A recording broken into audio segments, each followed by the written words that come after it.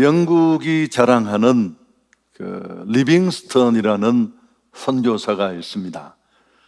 아프리카 선교의 개척자라고 할 수 있는데, 그 열악한 환경에서 그는 16년간 밀림 사역을 했습니다. 27번 이상 말라리아에 걸렸고, 또 오른쪽 어깨와 팔목은 사자에게 물어뜯겨서 늘 늘어뜨린 채 그렇게 그는 다녔습니다. 그렇지만 그는 16년간 그 어려움 속에서도 아무 문제 없이 사역을 감당했습니다. 이 리빙스턴은 그가 행복한 사역을 할 수 있었던 이유를 두 가지 설명했는데, 성경의 구절이죠. 첫 번째는 요한복음 14장 18절에 내가 너희를 고아와 같이 버려두지 않겠다라는 이 말씀, 또 두 번째는 내가 세상 끝날까지 너희와 항상 함께 하겠다. 내가 고아와 같이 너를 버려두지 않겠다. 하늘아버지는 리빙스턴과 함께 하셨습니다. 그렇지만 그래서 그는 그 열악한 상황 속에서도 선교적 부르심에 감격하고, 그의 고백을 읽어보면 행복하지 않은 날이 하루도 없었다, 그렇게 얘기했습니다. 우리에게는 이런 아버지가 필요해요. 얼마나 든든하겠습니까? 상황과 환경을 뛰어넘어 오늘 우리가 살아가는 삶이 결코 아프리카의 밀림보다 낫지 않습니다. 호락호락하지 않으니까요. 물론 육신의 부모도 귀합니다. 부모 잘 만나면, 좋은 부모의 도움과 이끌림을 받으면 인생은 훨씬 쉬워지고 편안해질 수 있습니다. 그렇지만 육신의 부모는 언제나 한계가 있습니다. 자원의 한계, 생명과 기한의 한계가 있습니다. 좀 더 센 아버지가 필요해요. 바로 그분이 하늘 아버지신데, 육신의 이런 부모를 뛰어넘어 우리는 그분의 도움을 받을 수 있습니다. 그래서 혹시 부모가 나를 돕지 못하고 이미 천국 가셨을지라도 얼마든지 우린 여전히 함께 하시는 이 하늘아버지의 도움을 받을 수 있습니다. 오늘 읽은 이 로마서의 말씀은 바뀐, 변화된 우리 기독인의 신분에 대해서 말씀합니다.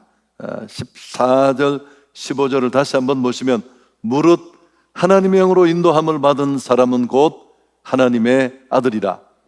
너희는 다시 무서워하는 종의 영을 받지 아니하고 양자의 영을 받았으므로 우리가 아빠, 아버지라고 부르짖는다. 우리가 예수 그리스도를 나의 구주로 받아들이고 하나님의 자녀가 되면, 오늘 본문은 크게 두 가지 정도의 변화가 생기는데, 첫 번째는 하나님의 영이 우리 안에 거하시게 됩니다. 우리가 구원받았고 하나님의 자녀라는 것을 마치 도장 찍어주는 것과 같은 그런 내용입니다. 그래서 14절에 무릇 하나님의 영의 인도함을 받는 사람이 곧 하나님의 아들이다. 루터는 이 내용을 곱씹으면서 이 말씀은 황금 문자로 기록되었으면 좋을 뻔했다. 극히 찬양할 만하고 위로가 넘친다. 또 두 번째는 이제 15절에 나와 있는 내용입니다만은, 자녀가 되면 하나님의 영을 받을 뿐만 아니라 이제 전능하신 그 하나님을 아버지라고 부를 수 있는, 그리고 한 걸음 더 나아가서 17절에 그런 내용이 나와 있습니다만은, 그 아버지가 하나님이면 자녀로서 유산을 상속하게 되는 내용도 나옵니다. 17절에 자녀이면 또한 상속자 곧 하나님의 상속자요 그리스도와 함께 한 상속자니 우리가 그와 함께 영광을 받기 위하여 고난도 함께 받아야 할 것이니라. 성도가 신앙생활을 영위하는데 나는 어떤 존재인가를 정확하게 아는 것은 중요합니다. 만일 이런 부분이 흔들리면 신앙의 깊이와 맛을 누릴 수가 없고, 또 신앙이 발전도 하지 않고 진전도 없고 승리하는 기독인으로서 살아가지 못합니다. 오늘 말씀은 이런 물음에 좋은 답이 될 수 있습니다. 세상 사람과 예수 믿는 사람이 구별되는 첫 번째 큰 차이는 바로 하나님의 영인 성령을 보내주신 것입니다. 그래서 9절 하반절에 이런 내용이 나와 있는데요, 누구든지 그리스도의 영이 없으면 그리스도의 사람이 아니다. 우리가 하나님의 사람이 되었느냐 되지 않았느냐를 판단하는 첫 번째는 바로 하나님의 성령입니다. 그래서 성경이 정의하는 그리스도인의 정체성은 성령을 소유한 사람, 또 그리고 한 걸음 더 나가서 날마다 그 성령 하나님의 인도를 따라 사는 사람, 이게 바로 성경이 말씀하는 하나님의 자녀입니다. 제가 자주 여러분에게 물었습니다. 신앙생활이 무엇입니까? 여러분, 어떤 질문이든지 간결하게 한 문장으로 대답할 수 있는 것은 굉장히 중요해요. 핵심 파악이 되었다는 뜻이니까. 신앙생활은 한마디로 말하면 성령의 인도를 받는 것입니다. 하나님의 영을 마음에 모시고 그 하나님이 나의 인생길을 이끌고 인도하시고 그 하나님의 인도를 따라가는 게 신앙의 여정입니다. 우린 길을 잘 몰라요. 제가 매번 곱씹습니다만은 우린 뭐가 좋은지도 몰라요. 이게 정말 길이고 이게 정말 좋은 것이라고 꽉 잡고 반칙하며 그 길을 냅다 달려왔는데 돌아보면 후회될 때 너무 많고, 내가 이걸 얻자고 이걸 누리자고 이렇게 살았던가 싶은 적이 한두 번이 아니니까요. 그만큼 우리는 무지합니다. 요한복음 10장의 비유처럼 그 양과 목자의 비유를 통해 하나님과 우리의 관계를 설명하는데, 여러분 아시죠? 양은 모든 동물 중에 가장 어리석습니다. 그래서 스스로 길을 잃으면 찾아갈 수 없는 그런 동물입니다. 우리가 바로 이런 상황에 있습니다. 그 다음 또 하나, 오늘 광야 같은 세상을 살아가는 우리에게 주신, 성도에게 주신, 하나님의 자녀에게 주신 또 한 가지 자원이 15절에 나와 있습니다. 우리가 함께 앞부분에 읽었습니다만은 다시 한번 보시면, 너희는 다시 무서워하는 종의 영을 받지 아니하고 양자의 영을 받았으므로 우리가 아빠, 아버지라고 부르짖는다. 성령을 보내시고 성령 하나님이 내 안에 오시고 내 몸이 성전이 됩니다. 이 예배당보다 이 성전이 훨씬 중요해요.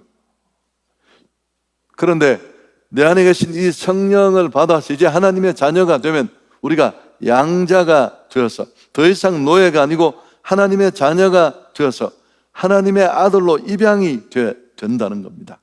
그러면 이제부터 그 크신 하나님을 아버지라고 부를 수 있는 그런 축복이 주어집니다. 그래서 오늘 여기 보면, 너희는 다시 무서워하는 종의 영을 받지 않았으므로 아빠, 아버지라고 부르짖는다. 하나님을 아빠라고 부르는 이 일은 굉장히 파격적인 일이에요. 사실은 예수님으로부터 출발한 것입니다. 예수님이 기도인 이 주기도문을 통해 기도의 대상인 하나님을 아버지라고 부르면서 기도하라, 그렇게 가르쳐 주셨습니다. 하늘에 계신 우리 아버지요. 예수님은 기도할 때 항상 아주 독특하게 이 아빠라는 말을 많이 쓰셨는데, 마가복음 14장 36절도 그 한 예입니다. 이르시되 아빠, 아버지여, 아버지께는 모든 것이 가능하오니 이 잔을 내게서 옮기시옵소서. 그러나 나의 원대로 마시옵고 아버지의 원대로 하옵소서. 여기 사용된 이 아빠라는 말은 제가 앞에 말씀드렸듯이 우리말에 아이들이 아버지를 부르는 이 아빠라는 말과 소리도 의미도 똑같습니다. 여러분, 이 속에는 깊은 의미가 담겨져 있습니다. 당시로는 상상할 수 없는, 도저히 용납될 수 없는 그런 표현인데, 초월적인 하나님에 대해서 엄청난 경외심을 유대인들은 가지고 있습니다. 여호와라는 이름을 성경을 뺏겨서는 서기관들이 만나면 붓을 내려놓고 붓을 바꾸고 다시 목욕탕에 들어가서 나와서 한다, 뭐 그런 얘기를 들어보셨을 겁니다. 사실상은 불가능한 일인데 예수께서 하나님을 아빠라고 불렀으니 가히 혁명적이라고 할 수 있습니다. 그런데 자신만 이런 호칭을 사용하신 것이 아니라 제자들에게도 가르쳐 주신 것입니다.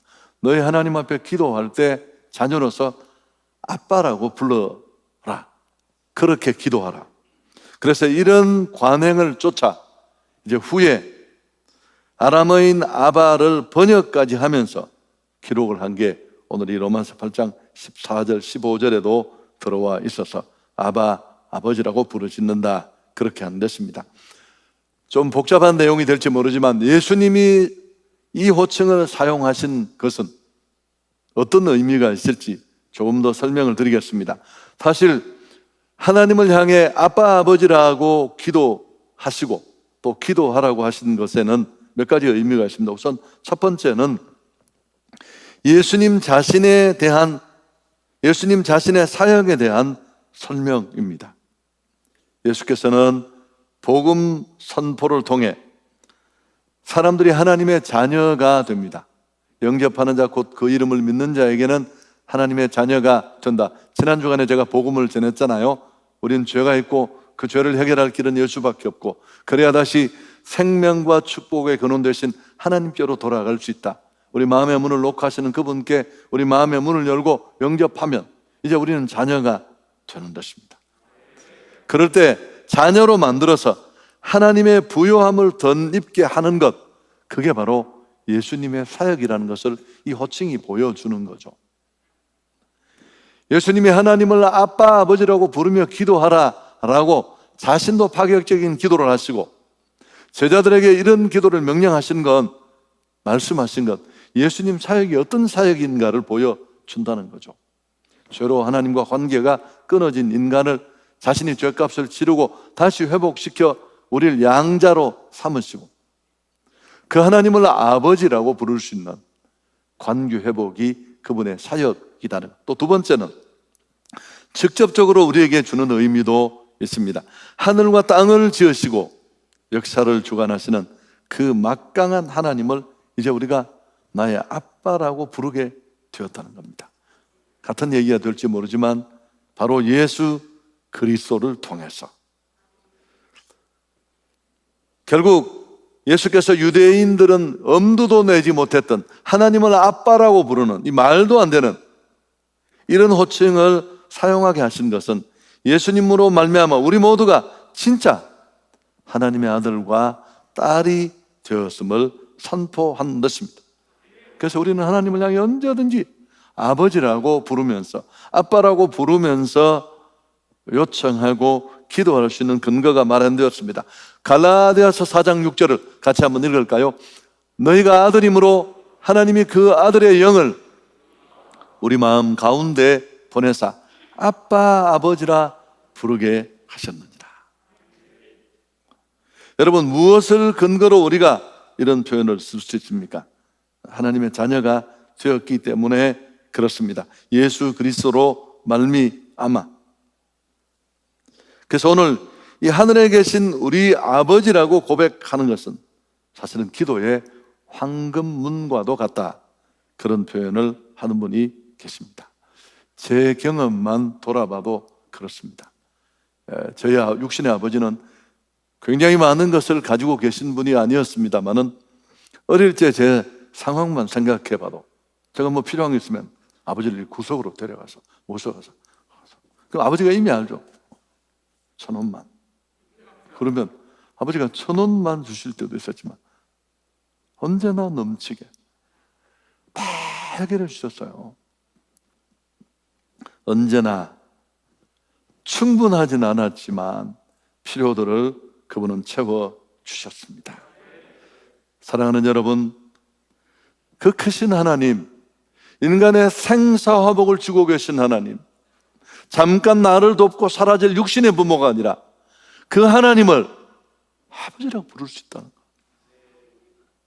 이게 얼마나 축복이고 특권입니까? 예수 믿고 나면 이런 은혜가 우리에게 주어지는 줄 믿습니다. 물론 불신자도 믿지 않는 자도 기도할 수 있습니다. 하나님을 찾을 수 있습니다.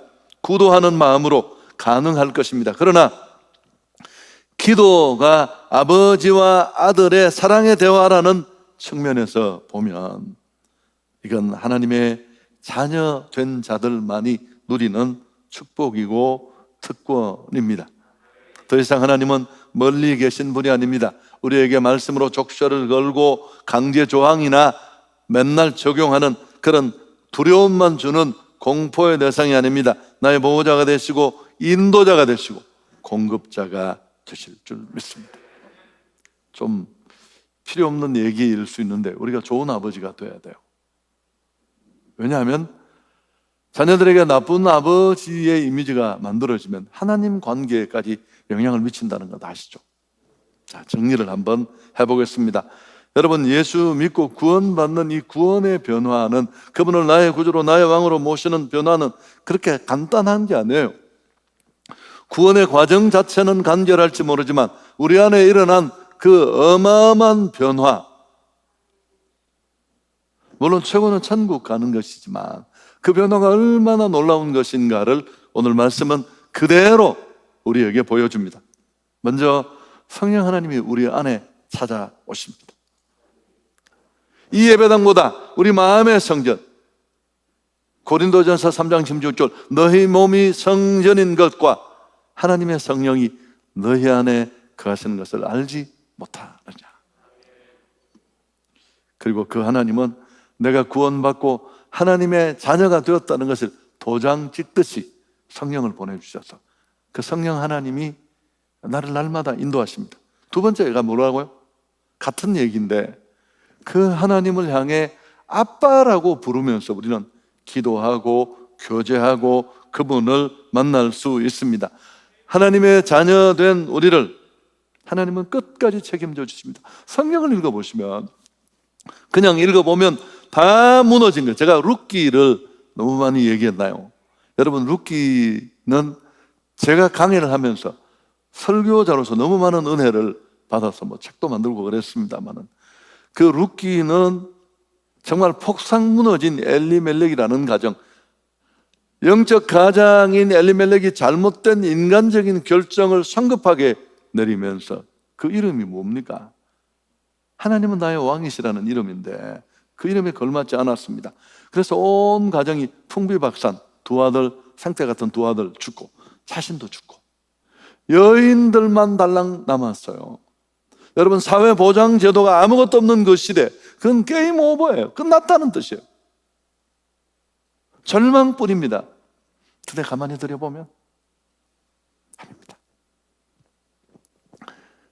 그 헤세드의 하나님, 어떤 경우에도 자기 백성을 버리지 않는 하나님의 손길이 처음부터 그곳에 짙게 드리워지고 그들을 이끄시고 인도하시는 것을 우리가 볼 수 있습니다.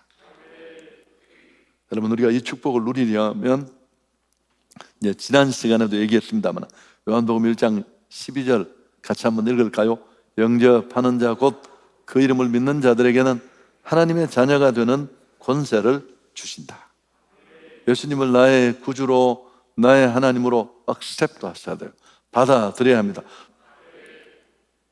코로나를 경험하면서 정말 우리가 겪는 게 뭡니까? 진짜 피난처가 필요하구나. 세상이 다 흔들리는 이 전염병 하나에 날아가 버리는, 우리가 믿던 이 줄 같지 않은 견고함이 아니라 진짜 어떤 태풍 속에서도 나를 지켜줄 수 있는 진짜 피난처가 있어야 한다. 여러분, 누가 무엇이, 그 어떤 것이 우리를 그렇게 지켜줄 수 있을까요?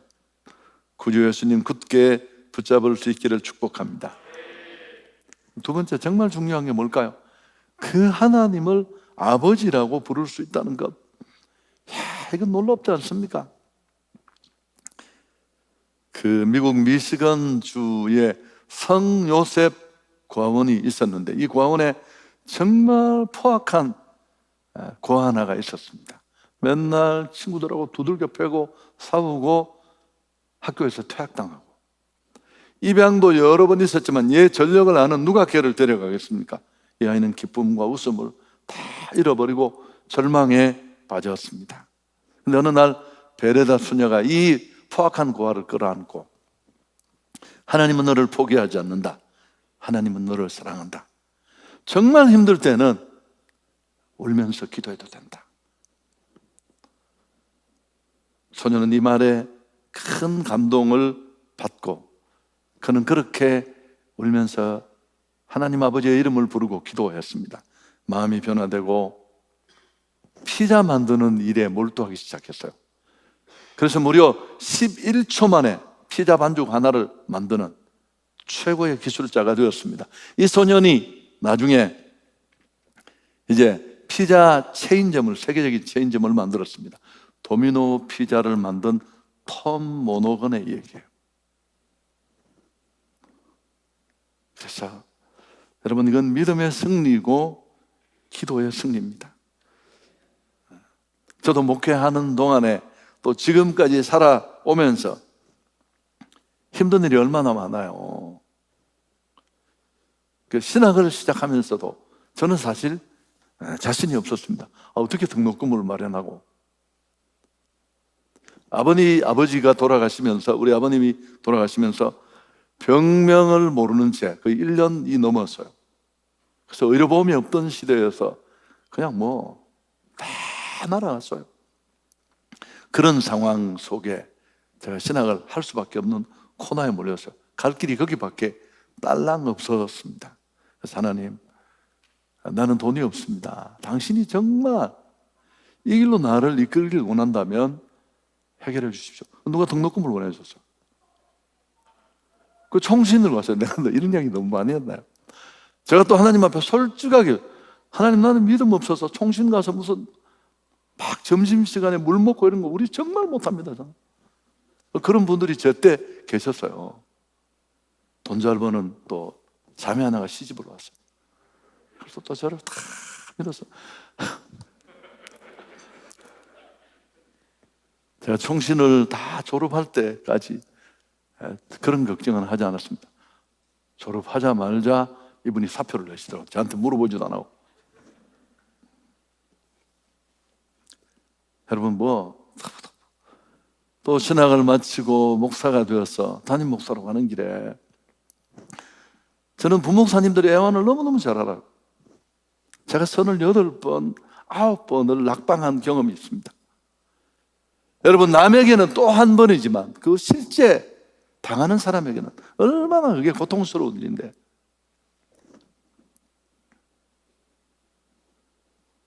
하나님, 나는 정말 나를 내세울 게 하나도 없습니다. 한 번만 나를 밀어주십시오. 하나님은 너무 세게 밀어서 제가 서울까지 날아왔어요. 돌아보면 다 은혜. 저는 진짜 교만해질 수 없습니다. 이런 말이 교만한 말인지는 모르지만 나를 너무너무 잘하니까요. 결혼하고 나서 우리가 뜻대로 되는 일이 뭐가 있어요? 아이 하나 낳는 일도 다 쉽지 않고요. 좋습니다. 여러분, 10년을 염려하는 것보다 10분 기도하는 게 낫다는 이 스폴전의 말처럼 우리가 기도했으면 좋겠습니다. 성령 하나님은 우리를 돕기 위해서 내 안에 와 계신데, 그 성령과 동역하는 최고의 일도 기도하는 것입니다. 그래서 살아계신 하나님과 기도하면서 동행하는 축복이 우리 성도들 모두에게 있기를 주 예수 그리스도의 이름으로 축원합니다.